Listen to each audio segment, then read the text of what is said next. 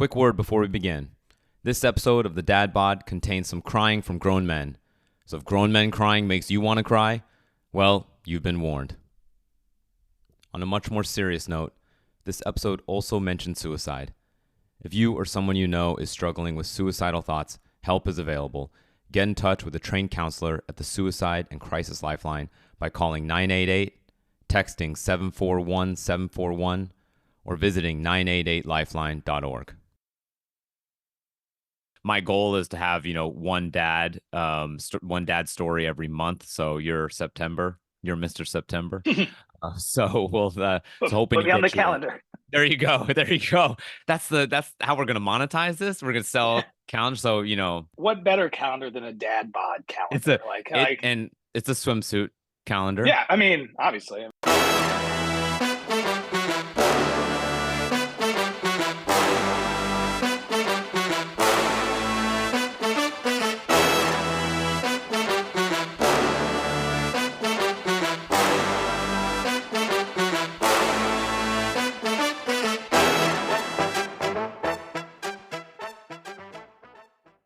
Welcome to the Dad Bod, a podcast that tells the story of what it means to be a dad today, one dad at a time. My name is Sean, and I'm a dad living in New York City with my wife and our two young native New Yorkers. The formula for the Dad Bod is simple. Each episode, we're going to interview one dad to get his story of being a dad. Over time, all of these stories will start to create the bigger story of what it means to be a dad today. Thank you very much to everyone for tuning in. It's been really great to hear how the interviews are bringing deep, meaningful positivity to people's lives. If you like what we're doing with the Dad Bod, hit that subscribe button in your podcast app and post up a positive review to help other people find the Dad Bod. So the voice you heard at the beginning of the show belongs to my new friend and fellow dad, Thomas, who I met through my sister and brother-in-law. Many details in Thomas's story remind me of the other Dad Bod dads. Like Brian, he's a girl dad. Like Carlton, he met one of his mentors through the Young Life Christian organization. Like Jeremy, his dad struggled as a small business owner. Like TJ, sports was the backdrop for a pivotal moment in his life. Like John, his dad couldn't be counted on. Like Carlton, Andrew, and Brian, he's grieved his dad's passing.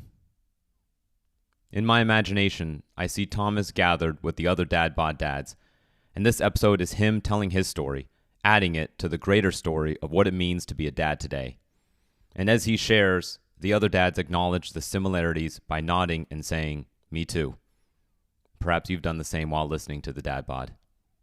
These similarities are the harmony to the melody of Thomas's story. A life deeply impacted by brokenness in his biological family, but dramatically healed by divine grace through his chosen family. All right, enough talking now. I'm humbled to be sharing this with you. Thomas, chosen dad.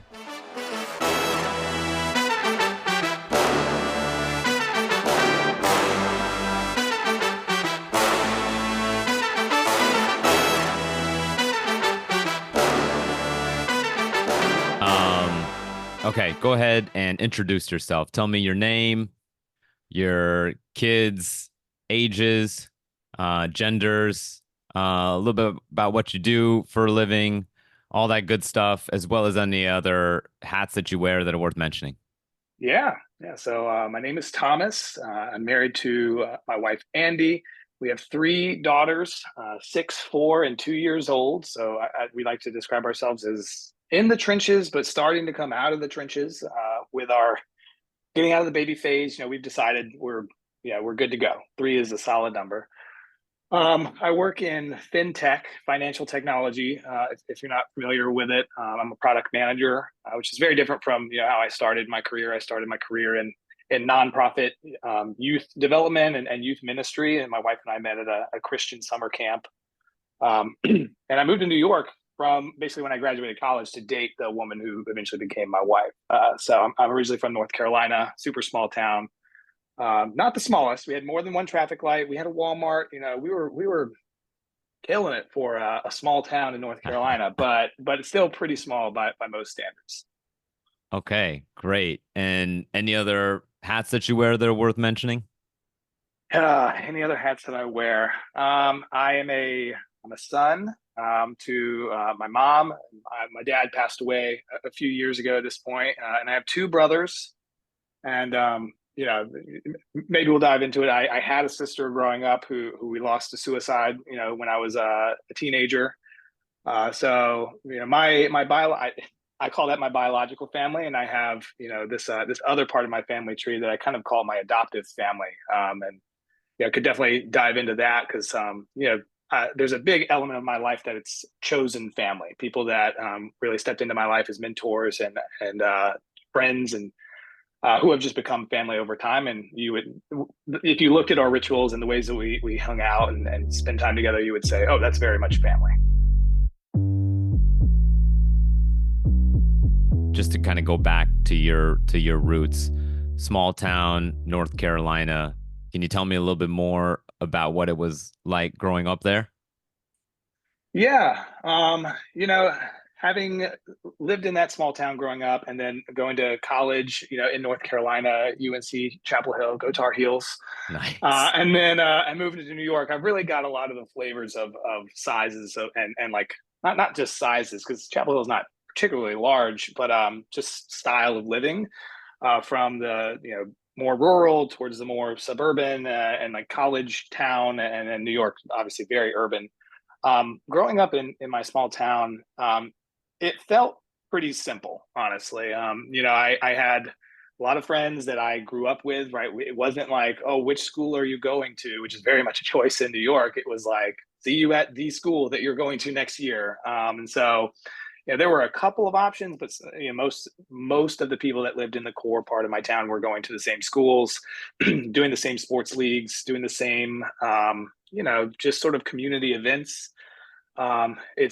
It's in the South. It's pretty common that church and the Christian religion is a fairly common cultural aspect, and I don't know that I would say it's the most deep rooted faith community, but it is a part of everyday life that a lot of people go to church.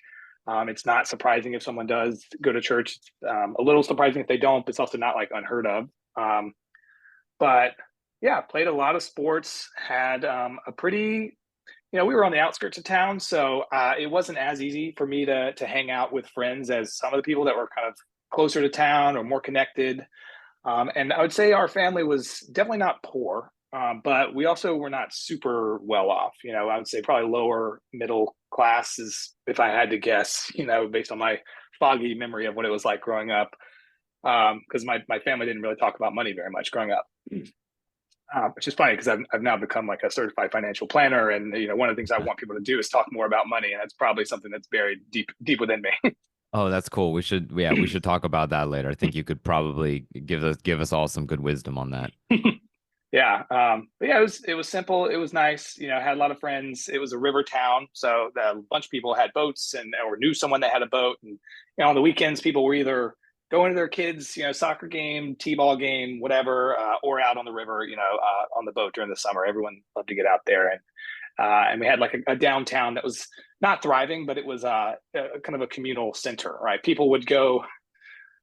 If you wanted to see people you were bored, you'd go to the Walmart, which is there. You'd run into people there, or there's like a downtown Main Street area, which is where kind of the more affluent people hung out a little more often because they had more disposable income to spend on things there. What did your parents do? What did your family do for income? My family, my mom was a postal worker for many years before she ended up retiring on disability. She was diagnosed with a condition that was really not well known at the time, but I believe it's becoming more well known. It's called fibromyalgia, which is essentially something akin to like an autoimmune or a nerve disorder that kind of causes intense pain, all the time. But it's not really controllable pain. It's not like yeah, you can certainly manage it, and I think they've gotten a lot better at it. Unfortunately, my mom has not gotten a lot better at it for a lot of reasons. And my dad was a machinist. He worked for a bunch of machining companies. There was one that he worked for a very long time. It was most of my childhood. That he just manufactured parts for machines, and he was pretty good at it, from what I could tell. He was a smart guy, but not an educated guy. He had gone to high school and, clearly could think about things pretty well.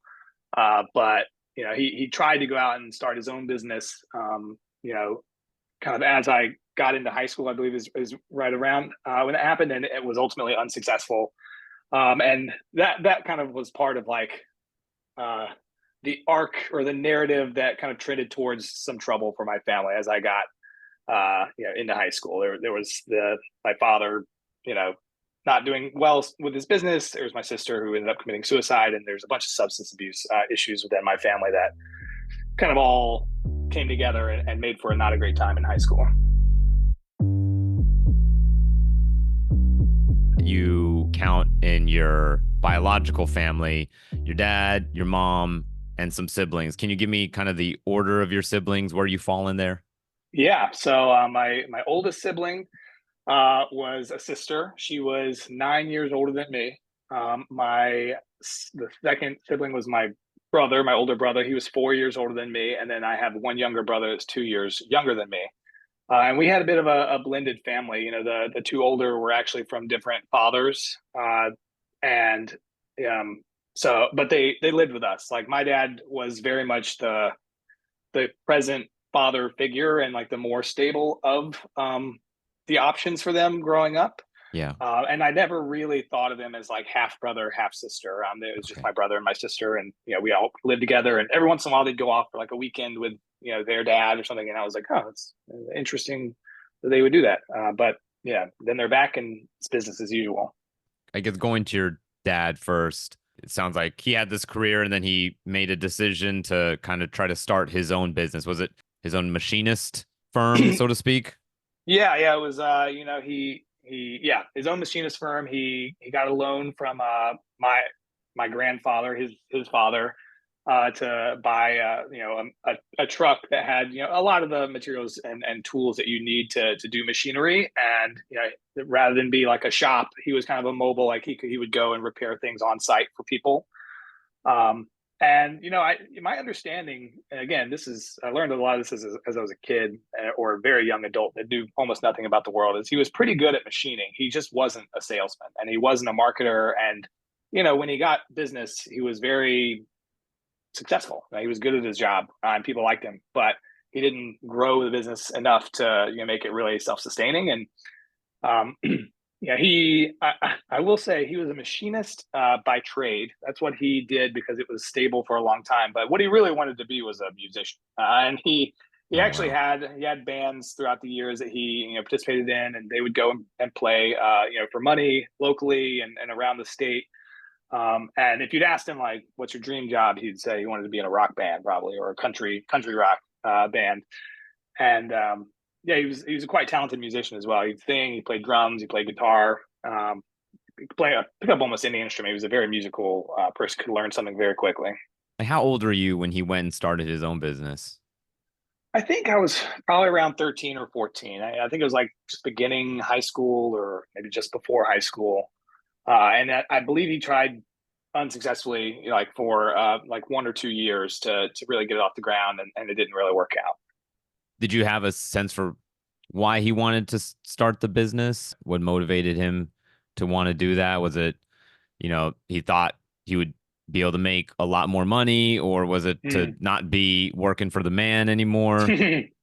Yeah, I never really got a strong sense of like him not liking his job. I think he felt pretty good about his job for the most part. He had some good friends that he worked with.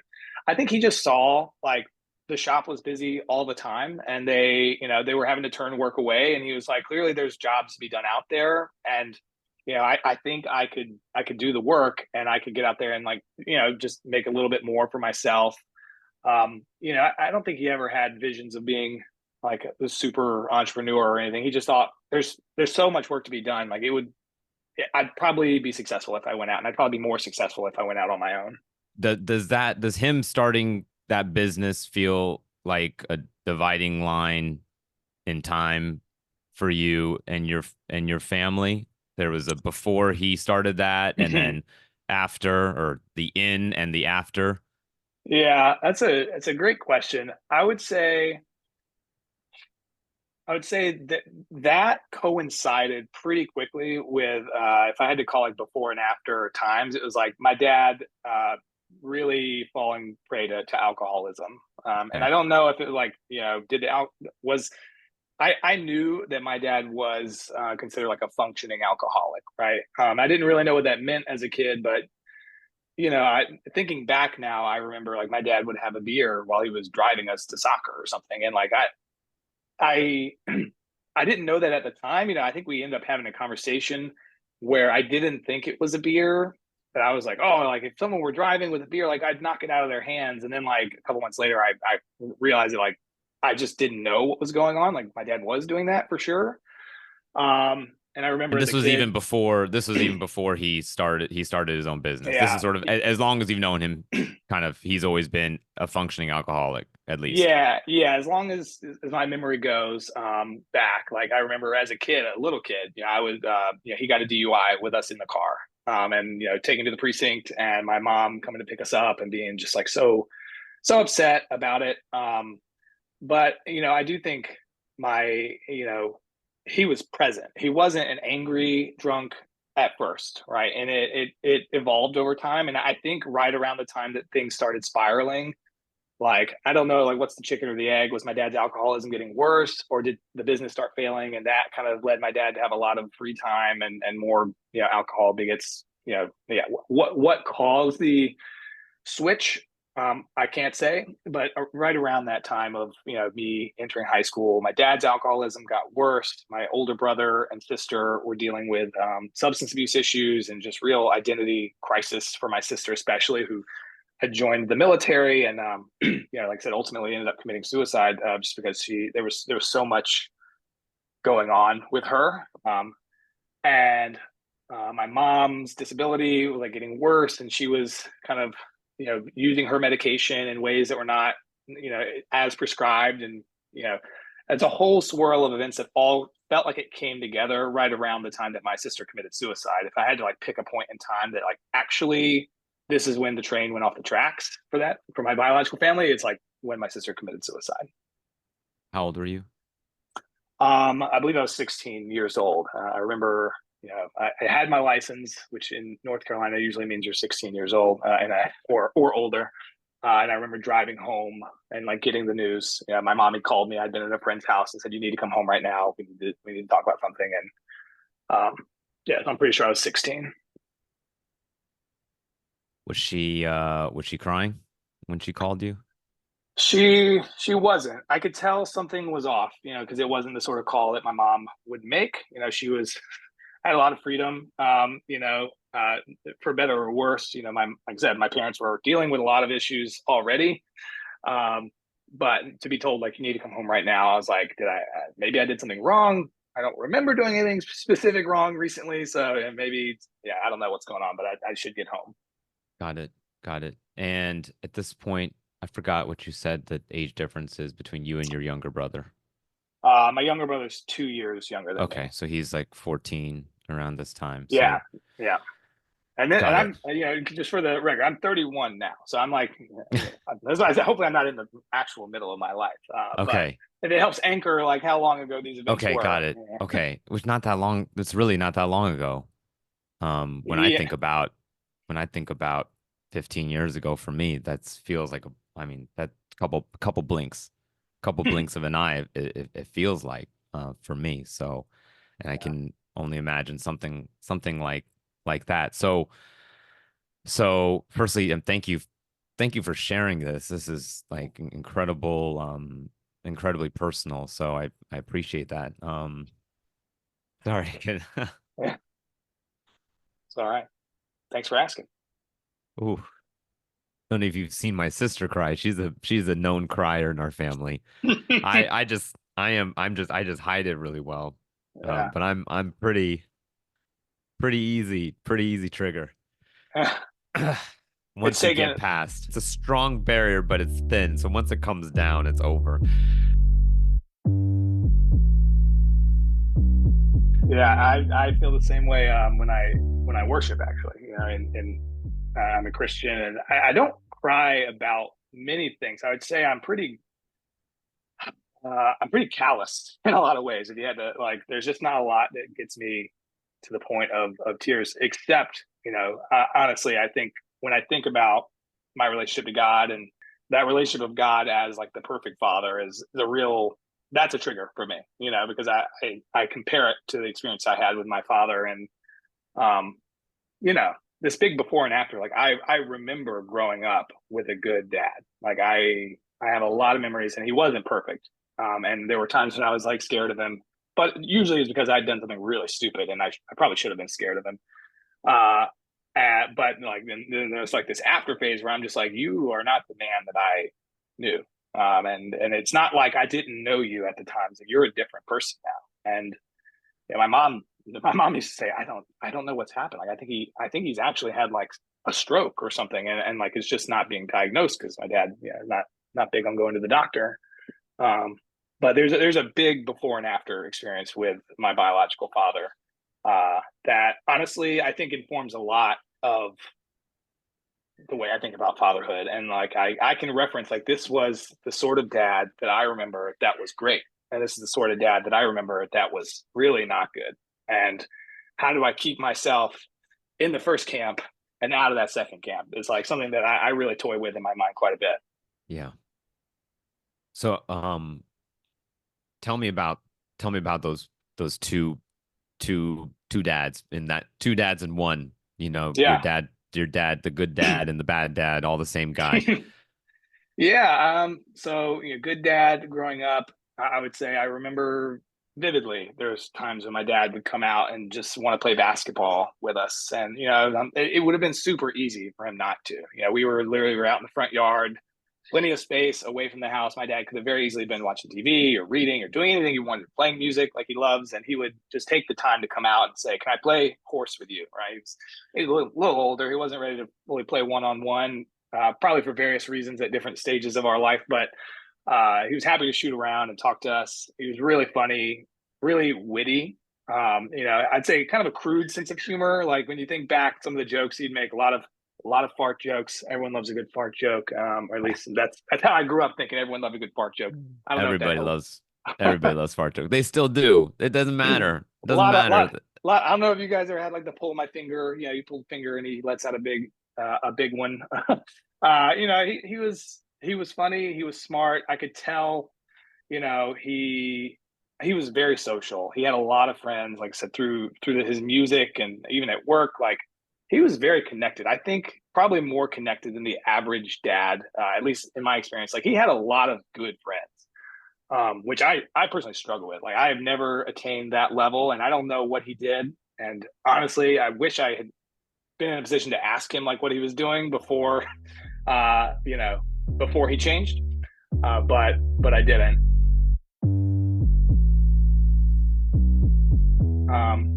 And then after, I think it had a lot to do with the alcoholism, or and sometimes I wonder like were there other substances that I just didn't know about because it was just so stark. But he got really angry. One thing I remember from the before time, and this was a big change in the after time, is like he was always super big on respecting women and like protecting women is like, it's your job as a man to protect your mom and your sister.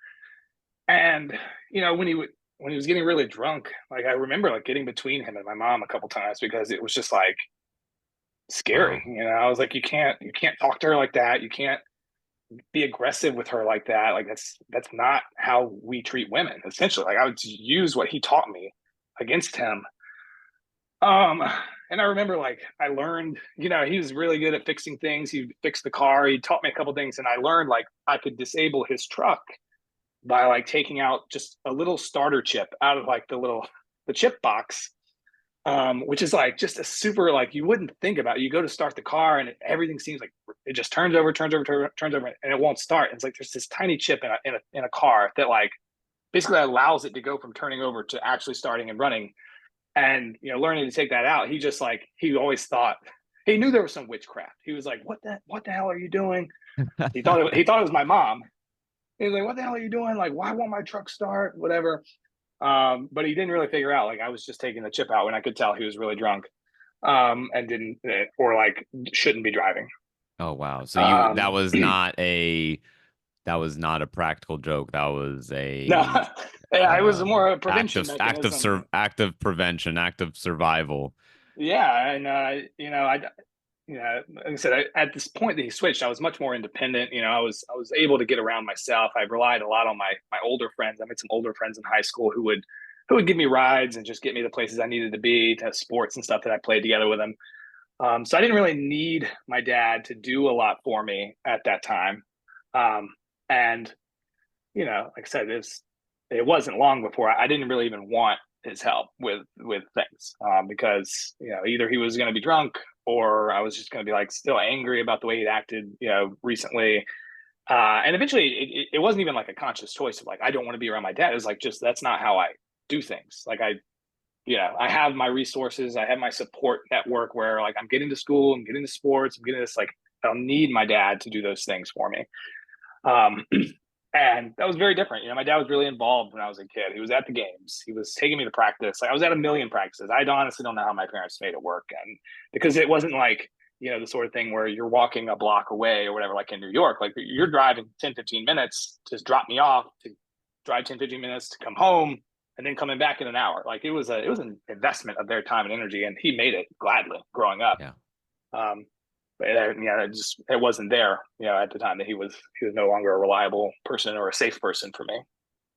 So, it sounds like it's hard to pin down a clear trigger that flipped him to from good dad to bad dad, right? Is that Yeah, is what yeah, it's because sort of somewhat it happened. It sounds like it happened quickly, but not quickly as in maybe felt sudden, but it wasn't like this thing happened. He got whatever you know big tax bill and then yeah, everything changed or something. It wasn't like that, but it was fairly sudden. It sounds like. yeah, like sudden in the sense of like it happened very slowly over many years, and all of a sudden there was like 1 or 2 years where it was like, oh, like this is. And again, it was a culmination of factors. Right, it was my sister committing suicide was like a hard break, but like even at that point, my mom and dad had already separated a couple months prior, Okay. because like things had just gotten so bad. And so that wasn't like the break point. That was just like the turbo boost on what was Right. already Yeah. going wrong. So I have not been kind of touched by alcoholism in my life. So it's something I've never I have a very outsider's like understanding of it, Mm. just things that I read or things that I hear people talk about it. So obviously like you've seen it from a much more intimate perspective. Like what like what do I probably not understand about alcoholism?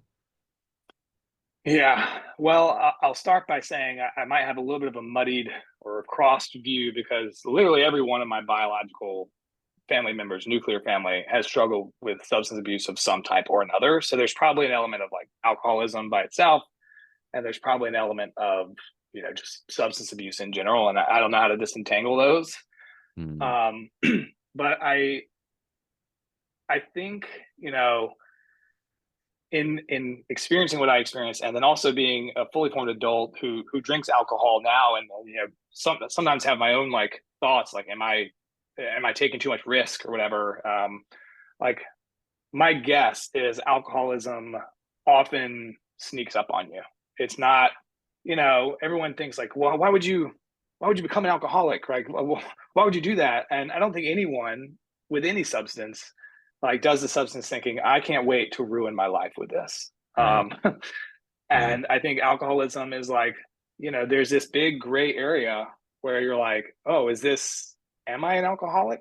Is this a problem for me? And in some areas it's like, well, no, like I'm going to work. I'm there for my kids' soccer games. I'm there, like maybe I'm drinking a beer on the way to the soccer game or on the way home, and maybe it's 10 o'clock in the morning. Like, but it's a weekend thing. We're having fun. Yeah, I like to have a little buzz when I go to these things. Um, Right. and then all it's like, yeah, very slowly, then all at once, like at a certain point, things start come crashing down around you.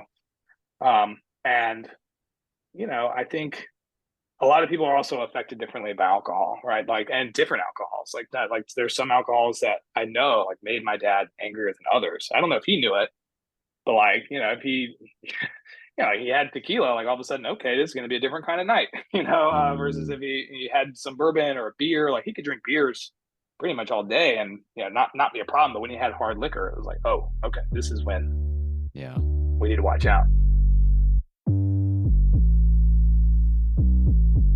So I guess for you, like such a binary set of experiences with your dad, I imagine there's things that you kind of take from him as from the good dad, and then probably some things that you take from him, the bad dad side of things. So and where you probably like maybe the bad dad stuff, maybe you've learned from that. Maybe some of those negative examples have actually been very positive for you. But I guess if you had to pick kind of one or two on each side, like what do you take from him? On the good dad side, I'd say being present, being fun with your kids, like it means the world to them. Like probably a lot more than you realize. You know, there are times when I'm tired and I'm frustrated. My kids aren't listening, and kids aren't doing what I'm hoping they'll do. And I wish that I lost my cool less. I wish that we had these fun moments more often. But I do know, like I can feel it. There are times where I look back on my good dad, and I say like I'm having a good dad moment with my kid right now. Sorry, this is the whole like good dad Yeah. versus bad dad is really that's what triggers me. Um, and yeah, like that really matters. And being present really matters for your kids. And then the bad dad, basically the opposite. Like when things become about you and you're losing control of the situation, like take that seriously. Yeah. Because people become hardened, right? It's there. I was never able to look at my dad the same way and say like, I never had this like illusion that like I can't wait until my dad is back to good dad. I was like, you are a different person now, and I can try my best to love you in this state, and like maybe you change in the future. I had hopes that my dad would recover from alcoholism, and we get closer back, but it was a rupture, and it was like some things that are torn apart can't be put back together, and like you pretend like it didn't happen. So um yeah, be careful, with your Yeah. whatever you choose to have fun with. Make sure you're not letting that control you. Yeah. And yeah, stay present for your kids. How is it that you have not been another situation like everybody else in your biological family? Like how did you avoid that? Oh yeah, I mean, I would say there's two things, and I think one falls under the other. Like most importantly, honestly, my faith in God, which I consider a gift to me. Like I grew up not really like maybe ostensibly Christian as a little kid, but I remember at a certain point going like, what if my parents don't actually care about church? Like I don't need to care about church. This is not. I don't want this. And having a true faith conversion experience where I felt like God made Himself real to me. Um, I would say that happened after another piece that I think was part of God's plan for my life, honestly. But I had mentors in my life that basically pulled me back from the edge several times. I was blessed. I never really struggled with like wanting to do drugs. I drank a lot in high school. It was pretty common in my small town for, high schoolers, 14, 15, 16, like to, gather together and drink beer and sometimes, liquor or whatever. And I certainly partook in that. But in terms of like, other drugs, I really didn't have interest, right? I didn't like smoking. I didn't want to smoke weed. I kind of had seen like some stuff go down. And I was like, I really don't want to get into harder stuff. Like clearly it can take me down the wrong path. But I would say, alcohol and just like, I don't know, taking my eyes off the prize, like being really distracted by all this junk. Like I just stopped caring about certain things. And there were times like my soccer coach, huge influence, bigger than he knows, I'm sure. And yeah, maybe he'll listen to this one day. But I remember showing up to tryouts like my junior year. I was late because I'd slept in because I'd been drinking the night before. I was always in like the best shape of the team up to this point. I was late, so he made me run a fast lap, and I just vomited at the end of this one lap. And my coach was just like, "Thomas, what the hell are you doing? Like, this isn't you." Um, and it was like it was an alarm bell for me. I was like, "This isn't me. I don't want this to be me." Um, and I had this mentor who was a mom to some of my friends in high school. And I won't give out names because I don't know how comfortable they'd be with me sharing them. But I remember she sat me down, or I came home from a practice with her son. He'd given me a ride or something, and she was like, "How are your college applications going?" It was I think it was my junior year, and I was like, I haven't finished any of them yet. And she was like, "What? Like it's like December, like they're due in like 3 weeks. Like sit down right now. We're gonna start on your first application." Wow. And she like, and I did the application, and she was like, "I hate UNC Chapel Hill." Like she was she was like, "This is the hardest check I'm ever gonna have to write." But she wrote a check for the application fee, which is like $35, $50. I don't really know. It was not nothing, but it wasn't. She wasn't rich or anything. She was like, "Yeah, we're gonna do this right now." Like, and I honestly like I don't know where I'd be if these people hadn't basically forced me like in bad moments to go like, this isn't who you are. Like you're a great student, you're a great athlete, and you are letting your life take you away from that with some of the choices you're making. And I just had time after time where people have stepped into my life when I was starting to go off the rails as a younger, young adult, old kid, whatever you want to call it, that really brought me back to the person I wanted to be. I really hope to have that opportunity for people. I've done some mentoring since then. I think there's something to be said about like, mentoring programs where you're getting plugged in and saying, yes, I want to mentor a youth like specifically, but I think there's likely going to be more impact and more opportunities to like actually just be present for the people that are in your life organically rather than like going to get matched. Who are your kids connected with? Are you seeing them take the wrong path, right? Maybe their parent isn't present, or maybe they are and they could just use a hand. Those relationships of a caring adult that is not, your parent, I think matter a lot more than people think. So I guess these two mentors are ones that you are examples of what you were referencing, that kind of people who pulled you back from the edge is what I'm hearing. And also that I I didn't know what you were going to say when I asked you how you avoided it, but it sounds like you kind of avoided it by the skin of your teeth, or by the grace of God, because Yeah, it's not like you didn't flirt with the edge. It sounds like you absolutely were in the zone. You were in the zone to get picked off I think so. a Yeah, I lot. think I think if yeah, I think I was lucky. I think my brothers and my parents, whatever, at the moments where they were at the edge, like there was no one there that pulled them Nobody. back. They were around people that were like, "This is fine," and like some of those people turned out okay. They got pulled back from someone else, maybe, but so a lot of those people and went over the cliff with them. And yeah, I that's a good description. I definitely flirted with the edge. I definitely it wasn't really through my power. Like I nothing. I didn't make the choice to like care about my grades. Like that was just something that I was kind of the values were set in me. I think part of that came from my parents. They like made it clear like getting good grades was important and good for me for in its own right, but also for the outcomes it's going to lead to. And so again, like maybe a good parent like background kind of set me up for success. But having people around you that are going to hold you accountable and say like you're going down the wrong path is so vital. Which is why I think it's a shame that men struggle to have these good relationships as adults, because I think that's what you need. You need a strong friend who you trust to tell you to speak into your life and say, what the hell are you doing, man? That's not who you are. And they can't say that unless they really know who you are, and you trust their judgment, you trust that they have your interest at heart.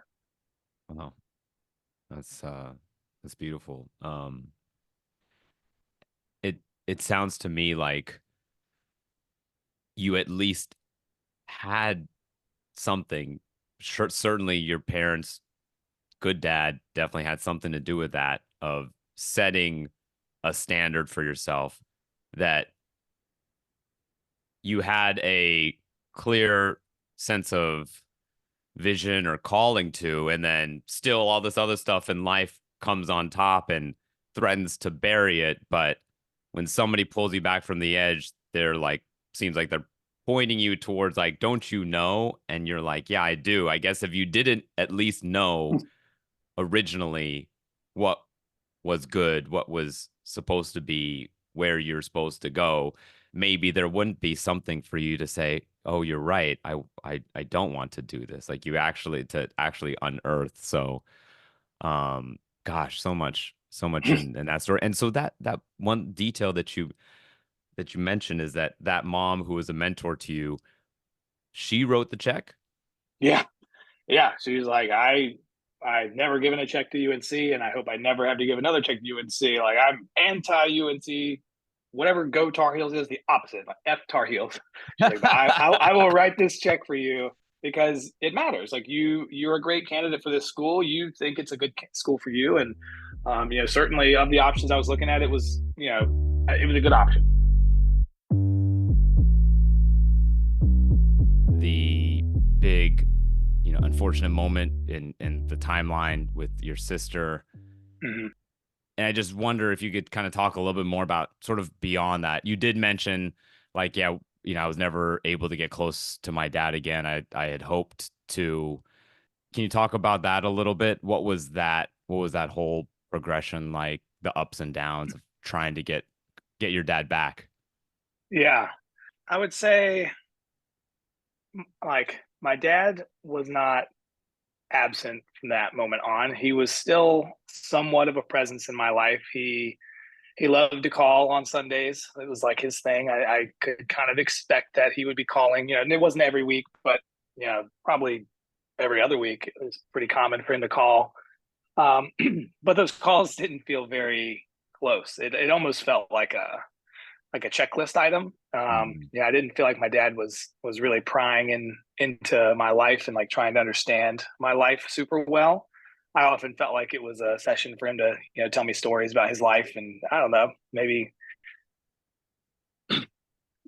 yeah, it just didn't feel very deep. And I remember a couple of moments where I was like a little vulnerable. I just probably not really that vulnerable because I was super guarded with him from that point on, essentially, from when he left. But I remember three specific moments, two definitely, and I think I had a third one that came to mind. But like one, I remember telling him that I was planning to propose to my now wife, who I've been married to almost 8 years next month, and he basically said, like, don't do it. He was like, you're young, there's a lot for you to see and do out there, and you don't need to get married, at least not now. And I kind of got the sense that he was a little anti-marriage forever at that point, but we didn't really go much farther. And I just remember the conversation. I was basically, I said, "Hey, Dad, I really, I can appreciate that you have a perspective, but I wasn't really asking for your advice. I'm just letting you know that I'm going to propose to her, and I thought you might want to know." And then, a very similar conversation when my wife and I decided we were going to try to start having kids. Again, I was like, let me just be a little vulnerable, try to have a real conversation with you and say, yeah, Dad, I think we're gonna like try for our first kid. It was like a year later, a year after I told him we were gonna get married, and like 8 months after we actually got married because we had a pretty short engagement. But he just said, "All right, son, let me give you some advice about kids." And I was like, "All right, here goes. What's Dad gonna give me?" He said, "When you feel like you're ready to start having kids, right? I think you should probably not do that just yet. Stop. wait a minute, think about it. Think about having kids until you're about 30 years old. And then you should decide not to do it. And I was like, thanks, Dad. I'm a little confused by like the message you're trying. I didn't even say that. I just basically said thanks. I appreciate your advice. Again, like I don't really. I'm not here for your permission or your like counsel that much. I was really just letting you know that like hopefully you'll be a grandfather soon. Um, so it was just there were several times like that where I put myself out there a little bit, just the slightest like crack to the door, and it was like, okay, this is not really worth the effort.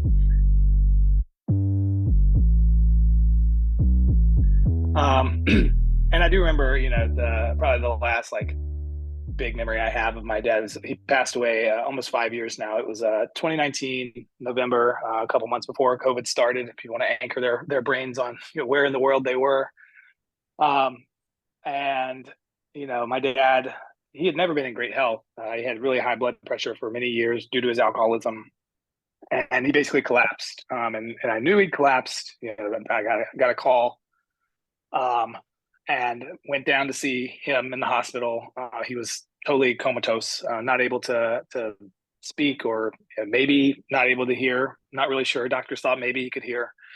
Um, and on the way down, I kind of wrote him a letter, about just some of the ways that I'd felt disappointed in how our relationship had turned out, because I knew it might be the last time I saw him. Um, and and ultimately that, in spite of those things, that I forgave him. And I hope that, if something changed, if he were to come back, that we could maybe move forward. And he didn't recover. He, my brother and my brothers, I have two brothers, talked about, what would Dad's wishes be? If he stopped breathing, would he want, do not resuscitate order, DNR or whatever? Would he want to be resuscitated? And the doctor said, it's likely you won't need this. Like, he's improving, things are looking better, but you might need it. And so it'd be good to be on the same page. And that morning we talked about it, and then that evening, he stopped breathing, and nurses basically were like, "It's now or never. Do you want us to try to resuscitate him?" And kind of had to make the call in the moment. Very well prepared, because I'd had the conversation. I didn't feel like I was alone in it, but having to be the one to say, like, don't resuscitate him, like, let him go. That was a very hard moment. And it was kind of like the finality of it finally hit. But I've reflected on it a couple years now, and similar to my mom, which I think you mentioned we would get to my mom at some point. I realized I'd been grieving the loss of my dad for many years before he actually died, and so it was a different kind of grieving, but it was like, it was just kind of, all right, now it's over, and now I can like actually process the grief of having lost my dad, and knowing that he's not going to come back to the dad he used to be. When you said you got to talk about that beforehand, before the actual moment to make the call, did you get to talk about it with your dad? Had he come sort of, come conscious, or was it just you and your brothers? Yeah, it was just me and my brothers, and Okay. we all agreed that my dad had expressed pretty clear wishes, like, in his life. I don't think anyone was a dissenter in the conversation. They were like, yeah, he doesn't want to be hooked up to anything. He doesn't want to be brought back. Like, if he's gone, he's gone, and that's that. But yeah, I never actually got any sign that my dad could hear me. I'm trying to like remember if I even heard like a groan or anything, and I don't think I did. I think he just looked like he was asleep, for basically the last 24 hours or whatever of his life that I was able to be there. Did you read the letter to him? I did. Yeah, I read it to him. And like I said, I don't know that he could hear it, but I don't know that it really matters if he could hear it or not. I believe in an afterlife. I don't really know where my dad sits on that fence, and I don't think it really changes the result. I think reading the letter was probably more for me than for him. But hopefully, if he could hear it, you know, he knew that I was hurt, but he knew that I also, loved him in spite of that, and was choosing to forgive him. And hopefully that set his mind at ease if he could hear it.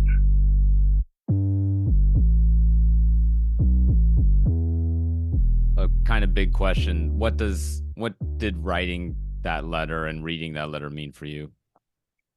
Um, I think it was really meaningful for me in that I felt like I couldn't be open and honest with my dad, because every time I opened up transparently about anything, even a little bit, it was just like it felt futile. It felt like a waste of time and energy, and it felt like my dad was not really open to real conversations and real emotional processing.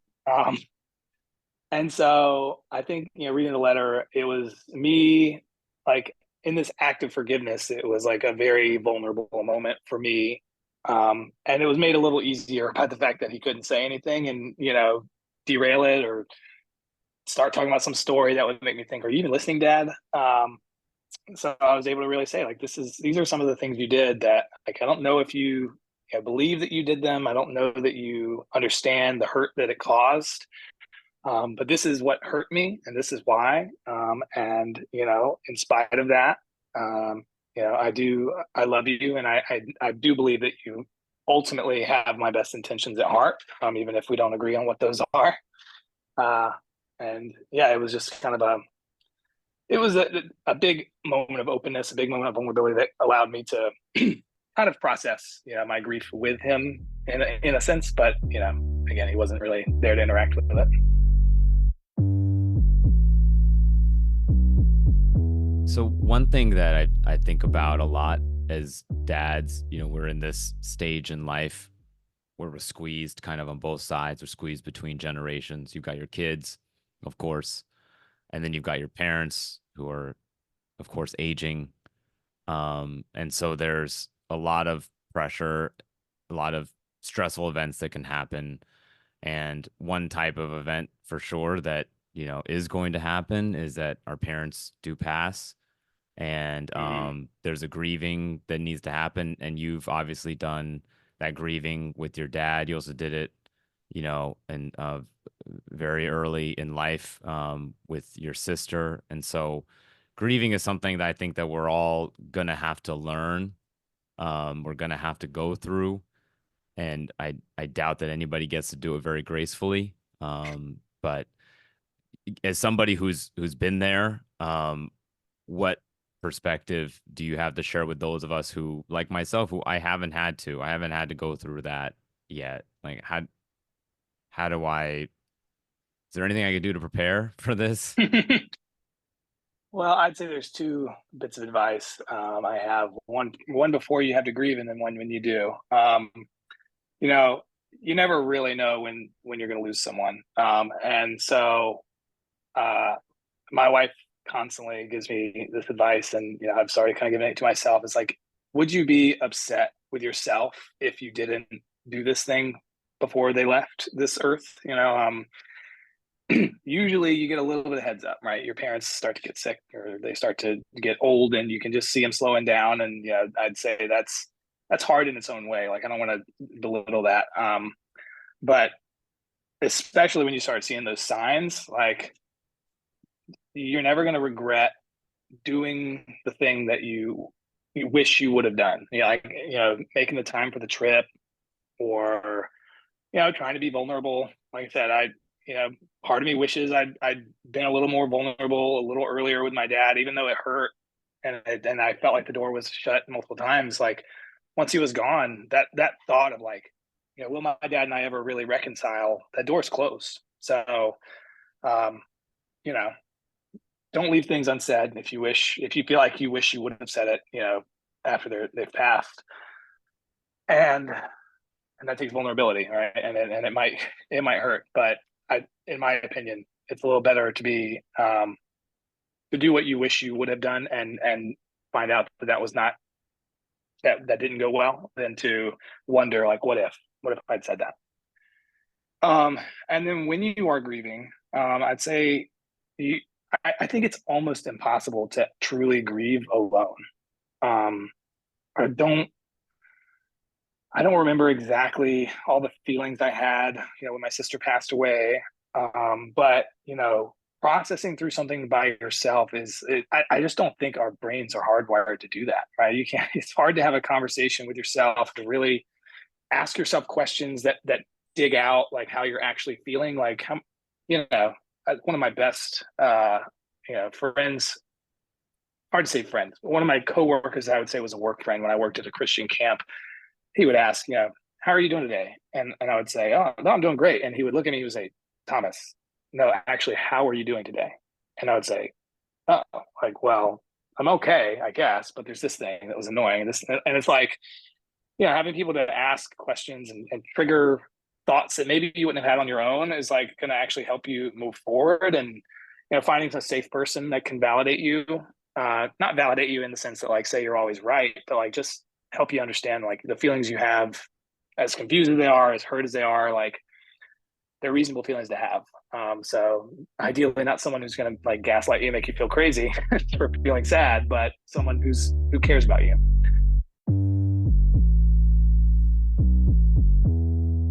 We talked a lot about your dad. I want to hear you talk about your mom. Tell me about your mom. Yeah, well, I would say, I have good dad, bad dad. I have, not sick mom, sick mom. And it kind of all happened around the same time. Like, my mom definitely got sick well before everything happened, right? But she, started kind of abusing the pain medication that was prescribed to her around the time that everything was going poorly. So I would say there's like multiple facets of my mom's sickness. There's like the actual sickness. I truly believe she's in pain through this fibromyalgia, and it's unbearable in its just natural state. But I also think a huge part of her sickness, is this addiction to pain medication that she has kind of lost control of over the last several years. But my mom, I had a good relationship with her growing up. I do remember thinking, like, it came up quite a bit, and it was like it was really not fair, that like I was kind of my mom's kid and my younger brother was kind of my dad's kid. Like, and I think, I don't really know why it broke down that way. Like, I was always, very. I was in like the gifted and talented, like intellectual group. I was reading well above my level, and just growing up. And my mom would take me to a lot of these activities, right? My dad would take me too, but my mom did a lot of the running around, and my younger brother was a little less involved in activities and a little more, I don't know, like free range. Like, he was just a happy-go-lucky guy. And I think my dad felt like he was a little left behind by me going and doing all these things and my mom running me around. And I think something in my dad like connected with him. My dad, I look back, my dad was a smart guy, but he was not like an academic guy. Like, I was like looking at his resume as I was going through his paperwork after he died, and there was like typos, and it was just a silly format. And I was like, oh, like you were a machinist, like you work with your hands, like you were not a professional. And so I think he like connected with my younger brother, and my younger brother liked building things and like construction stuff a little more than I did. But I remember, even though I felt like my mom was there in more of my life, I think she felt fairly or not. I haven't decided if it was fair that like she needed to like check my ego quite a bit. Um, and so I just remember feeling criticized by her a lot growing up. And just like, I don't know, it being not feeling fair all the time. Sometimes I could see it, but a lot of times I couldn't. But I knew she loved me. I could just tell that she was just like trying to knock me down a peg.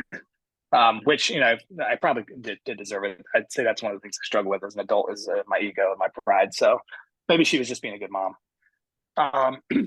But then I have like very vague memories, because I was quite young, of like her coming home from work like kind of late, because she worked at the post office. She became a postmaster. She was like excelling in her craft, in a small town in North Carolina. And then I remember just like kind of some of it active and some of it more passive, hearing stories that like my mom just wasn't able to go to work anymore. And there was this like kind of seeking period where like no one really knew in the late '90s, early aughts what fibromyalgia was. It was very new to the medical field. She had to go to like several different doctors before she could get any diagnosis. But she went from like never missing a day of work, excelling, to like I literally can't go to work like 2 or 3 days a week. So like something was clearly wrong. And you know, I think that transition for her was pretty hard. I remember her having several, like, I think she relied on me a lot. I think I was pretty mature for my age. I do remember, her kind of lamenting to me, like, what was going on with dad and like things were just kind of falling apart. And I just remember one conversation I had with her probably a year, or several months before things actually like went wrong. I was like, Mom, if you are staying together for the kids, like you are doing a shitty job. Like this is not helpful for anyone. Like, you guys are just screaming at each other like almost every night. And it's like, that's not staying together for the kids. Like that's staying together for this idea that like breaking up is the wrong thing to do. But clearly neither of you are happy. So please reconsider if that's your only reason. From that point on, like eventually they did, separate and get divorced. And um, I felt like, my mom went from caretaker to this kind of like not a caretaker, but I was not super responsible for her for a few years. To when I was late in high school, I felt like I was transitioning. I was becoming her caretaker, and she was. That was around the time that I moved out. I was starting to kind of go down the wrong paths and do the wrong things. And then those mentors were like, Thomas, what the heck are you doing? Like, this isn't who you want to be. And I went and stayed with my friend, Dylan. He was my best friend growing up, and we'd actually grown apart a little bit. We'd kind of reconnected, and I went and stayed with him for a night. And then, the next night they were like, yeah, you want to come back, stay for dinner? You'd stay again. And the next night they were like, do you want to go home, or like, you're welcome to stay? And I was like, oh, if you don't mind. And then eventually, after like 3 or 4 nights, they were like, do you want to go get like some clothes? And I was like, would that be okay? And they were like, yeah, like if you want to go get a dresser or whatever you need, like just go get it. And I went in, and I don't remember what all I grabbed, but it was certainly more than just like an overnight bag. And my mom was like, are you going to come back? And I was like, I don't think I am. I don't know that I am, Mom. And she, clearly she was sad. She wanted to be the mom that I wanted to be around and wanted to be the mom that I needed. But I think it was probably one of the hardest decisions and moments in her life when I said, like, I don't think I am. And she said, okay, like, I understand. And I would say that kind of like characterizes my mom from that point forward. Like, my mom knows that she's messed up in a lot of ways. She knows that she has a problem with her medication. She knows that the life she's living is not the life that she would choose for herself or the life I would choose for her. But, even in her like inability to take care of me, I feel like she's always been supportive of me doing what's best for myself. And sometimes that is like that means like me moving to New York and not being at all close to them. And that means, me not bringing the kids down to see her, or not, we won't stay at her house and we won't bring the kids into her house because we don't feel like it's really safe or appropriate for our young children. And she kind of just grits and bares her teeth or whatever. She's like, okay, like I understand. But it's hard for her. I can tell she really wants to be the sort of mom that is needed, and it's not needed. Like, she doesn't want me to be dependent on her, but she wants to be the sort of mom that I would love to have watch our kids, and I would love to, be able to come and drop in and have dinner. So I'd say she's always wanted to be a good mom, and she's always known kind of what it takes to be a good mom, but her ability to do the things that it takes to be a good mom have been pretty limited since she, started abusing her medication. What keeps her in my mind is like her willingness to get out of my way when when our needs like butt up against each other, and I need something and she needs something, and they can't both be true. She is willing to say, you have what you need. And like she needed in her heart to like be my mom and to be the one that I come home to and whatever. But she knew that I did not need that. That actually, if I did that, like my life was likely to go back to the edge, and not be pulled back. And she, that sacrificial, love of like, I want something for myself and I want something for us, but ultimately, I think something else is better for you.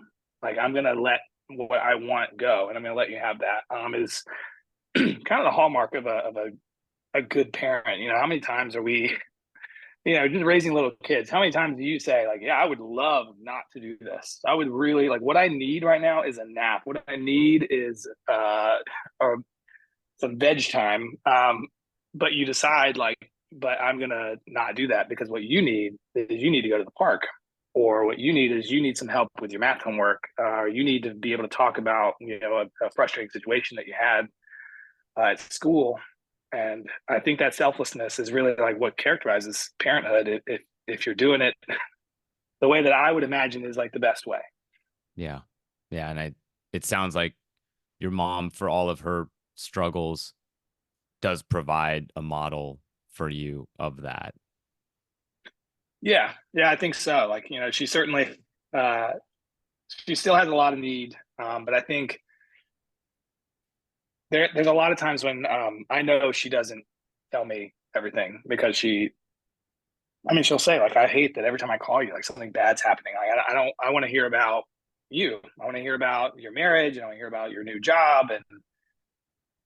And I know that there are really pressing things that like she could use help on. And that I'd be pretty equipped to help her, but she's taken this, she's like, you have three little kids, you live several states away, you have a wife to take care of, and I will always have needs. But I can't make you the person that has to provide them just because you're like the only person that could, out of the three siblings that we have. So, yeah, she defers a lot of her own needs.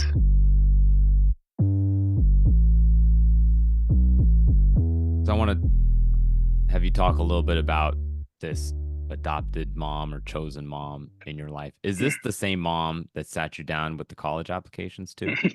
No, this is a different mom. I've had multiple mentors and people in my life that have helped pull me back, and I think that is so helpful. I think that's one of the biggest reasons why I just couldn't go off the edge. There's so many people reaching out, going, "That Thomas kid, like he's got a future ahead of him if he just stops doing stupid stuff." And they're just like, "Come here, let me hold you." But it was, my best friend's mom. So, convoluted story, but my dad worked with my best friend's dad, growing up. That's how we met, when we were like 3 years old or whatever. But by the time we got to high school, his mom and dad had split up. They were divorced, and she was married to a new person, who my friend referred to as D-Dad. And so that's eventually how I started referring to him. And basically, she knew we had a lot of shared history. Right? We'd been to a lot of sleepovers as kids. She probably had seen me in diapers for a lot of my life, honestly. Maybe not that much of my life, but and she was just always very welcoming. She actually, like, I was not the only person that she welcomed into her home while I was in high school. Like this next year, there's this other girl that was completely kind of separate from her family, and I knew she was having a little bit of a hard time, and we were talking about it, and she was like, does she need a place to stay? Like, bring her in. And so I lived there, and I just remember it feeling so different from what I had been used to, because I think one, like the expectation was that, absent some new information, we were going to be home having dinner together, and we were going to be hanging out in the living room as a family. And so, I had a lot of practices and a lot of stuff, and she never stood in the way of that. She was always like, "Oh, you're going to practice? Great. See you at 9 or whenever you're going to get home." And she's like, "If you're going to live here, like we have some rules, like we're not going to get home past 11, or I can't remember the exact curfew, but like there was some very clear and reasonable rules, of the house." And yeah, just remember like I would forget to tell her that I had a practice or I was going. She texted me like, "Hey, where are you? Just want to make sure you're good." And it was just like such a different feeling Yeah. of knowing that like someone cared enough to go out of their way to be like, we want you here with us. If you're, or doing something that's good for you. If you're doing something that's good for you, you got to go to work. That's great. But like, we'd love to hang out if you're available. And if you're not available, we'd love to just know you're safe. My family tree is so fragmented. Divorce is very rampant in the community. Like I remember calling my D-dad, who I called him at that point, the end of my freshman year of college, and I was like, "Hey, like, just double checking. Are you gonna be able to come pick me up like in 3 days or whatever?" And he was like, I'm really sorry. I'm not gonna be able to do that. Like, we just split up, and I'm having to like move my own stuff out. Um, and so, there's a lot of like years, a lot of things happened over the years of me being in college. And, we actually got a little disconnected, me and this guy, D Dad, for a few years, but we reconnected, 3 or 4 years ago at this point. And I'd say he's like a father figure, in our life. My kids call him G Dad. He's one of the people we have this holiday, Thanksgiving, that it's always between Thanksgiving and Christmas, so that it doesn't interfere with like biological family hangouts. Like they're really accommodating in that way. They're like, we just want to see you, and we kind of combine. Like we have like Thanksgiving dinner, and we open Christmas presents the next day, and it's just like a really fun like family tradition that we have. Yeah. Um, and he's not perfect either. He's not. I would say, yeah, I'm not super vulnerable with him as a dad. We have our own, dad son struggles, but he's very much like a father figure in my life. What have you shared with your kids about your life? They're clearly growing up a, Mm-hmm. a very in a very different life than you did. What have you shared with them? And I know they're young, so Mm-hmm. if it's just, they're just too young to share much with to be able to understand, like, what do you think you'll share with them? Yeah. Yeah. I mean, yeah, my daughters are 6, 4, and 2. So we're definitely not at a place where I feel like I can share a whole lot. I would say, uh, like my daughters know that my dad passed away. And they know that my mom is sick. It's basically the way I've described it to them, and they're like, "Is she dying?" And I've told her, "No." I mean, like she could die. We don't know. Anyone could die at any point, but we don't really know. We just know she's sick, and it's hard for her to do things. It's hard for her to come to New York. It's harder for her than other people to do things. Um, they know that I had a sister who passed away. I don't think I've shared with them that it was suicide. I don't think they're quite ready for that concept yet. But I'd say they're aware of death. They're aware of like the fact that someone can die and they won't come back. And I don't think they know that G Dad, G Mom are not my biological family. They haven't really understood. They're not at the point of understanding like family trees and knowing like you have one dad and one mom who biologically create you as a human. So their concept of family is very fuzzy, I would say. I mean, they have a lot of uncles and aunts who are just our good friends. And I actually like just had a conversation with my 4 year old. Maybe it was last night or 2 days ago. She was like, "Who are my uncles?" I was like, "Well, do you want to know like who are your actual literal uncles, or like?" And she was like, "Yeah, what does that mean?" And so I explained that like I have 2 brothers, they are your uncles. Your mommy has 2 brothers, they are your uncles. And then we have a lot of friends who are not actually your uncles, but we call them your uncles or your aunts, who are they just care about you. They love you just like an uncle would.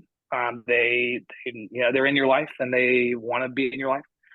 So I'd say maybe our experience with like chosen family has already sort of seeping in down the generations to like this concept of like, people who are there for you and love you can be part of your family, what you see as family. Um, yeah, I'd say that family is the concept of people that love you for my kids. I struggle honestly to find like what's the right way to help my kids understand what we value as a family. And I think one thing is like we're very clear. We try to be very clear with our family about our values. How do you set an identity for your family that your kids can understand and like kind of anchor themselves in, and it's not like you can't do this. This is totally wrong. And like the difference is like our family doesn't do that, right? Mm, Because I think that like sets an identity of like, we're not saying that's wrong. I think it's really, there's a lot of context and a lot of things that people do, but to say like, yeah, our family, we don't keep secrets, right? We can keep surprises, right? If we have a birthday coming up, we want to get a present, like we can mm, keep a surprise, but we don't keep secrets in this family. Like so you have to be able to tell at least one other person in this family anything that's going on. And I think that's part of that is like trying to protect our kids from bad things happening and them feeling like they can't tell us, and then feeling like right. being misled by an adult or someone that said like this is our secret. Like we don't keep secrets in our family. With your wife, how has that been? Like the contrast of your background and her background, as well as the alignment. What's that process been for you guys? Did she have all the types of challenges that you went through too, or did she come from a very different type of circumstance? Yeah, I'd say very different. Okay. She, her family, like we've had conversations with it. She's like, I just don't understand. Like, how is there so much divorce? Like on one of our Mm, earlier dates, it was like, oh, let me just draw a family tree. I was like, this person, and they got divorced, and they married this person. She was just like, oh my gosh, like almost no one in her family is divorced. Not everything was perfect, but they grew up, in a very stable home. Her parents have been married for almost 50 years now, 48 years, I think. All that to say, she grew up in a pretty stable home. And, honestly, her parents have become, like, I don't have the typical in-law relationship. Like I'm very much, when they ultimately pass away, they're in quite good health now, but they're 73. So they're, starting to get a little older. And eventually, unfortunately, they will pass away just like everyone. And I'm going to grieve them pretty hard. I love her family, and I love the example that they can be of family for our daughters. And like, her parents, we finally, with the sixth grandchild of the family in New York, convinced them to move to New York from, they were in the suburbs out in Maryland for like 10 years. And they, they come like once a week almost for dinner. And, they're super present. And, um, it's just an awesome experience to have that constant presence and have, anytime my girls see my mom, it's like we had to re-meet this person. We had to reintroduce yeah. ourselves. And, it's about my mom, like learning who our kids are. And, you know, we don't have that experience with, Papa Grandma, as they are affectionately known. They're there, and they're healthy. It's a healthy relationship.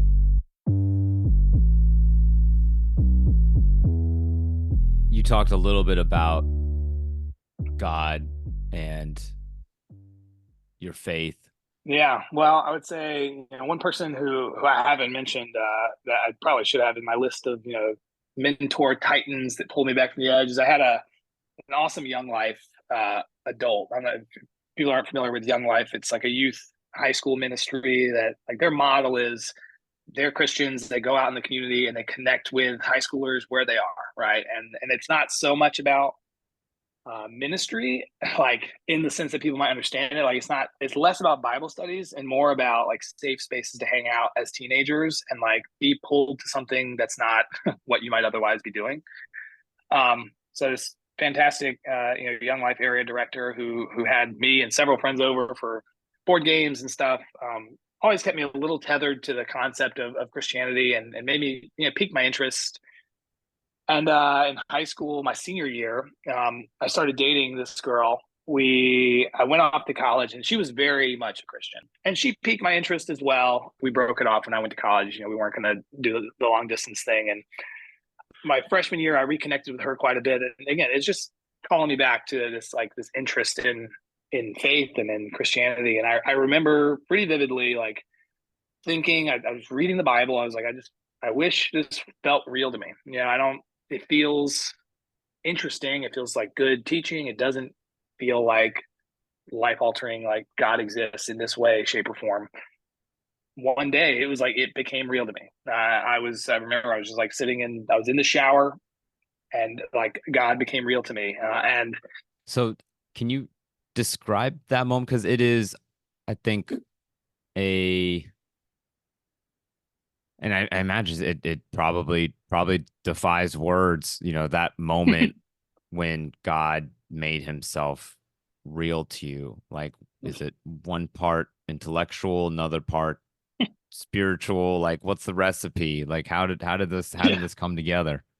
it certainly defies, intellectual, the way that you might understand it. Like anyone that has not had this sort of experience is probably going to say, like, okay, that's weird. I remember I just read the Bible for the umpteenth time, a part of the Bible, and I remember praying, like, God, if you're real, like, I wish you just make it obvious to me. Like, I shouldn't have to guess that you're God and that Jesus is the right way. Like, there's a million ways that the world could have turned out. Like, make it obvious to me.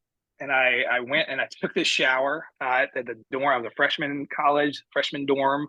And I remember there was like a handicap shower, right? There's a little, you could sit on it if you wanted to. And I was just showering like a normal shower. And literally, it just, in that moment, I think I was praying in that moment, kind of the same thing. Like, if you're real, like, it'd be great to know that. And it was like, um, my eyes had been opened in a weird way. Like, nothing about what I understood of the world changed. Right? It Mm-hmm. wasn't like all of a sudden 2 plus 2 makes 5. Like, oh, what? But like all of a sudden, I was like, of course God is real, and of course, like, God came in this Mm-hmm. way. Like, this is how God came.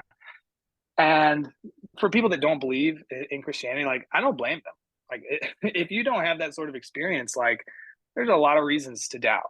But for people that have had that experience, I would find it hard to say, like, God is not real. Thomas, thank you so much for being dad number 9 on the Dad Bod.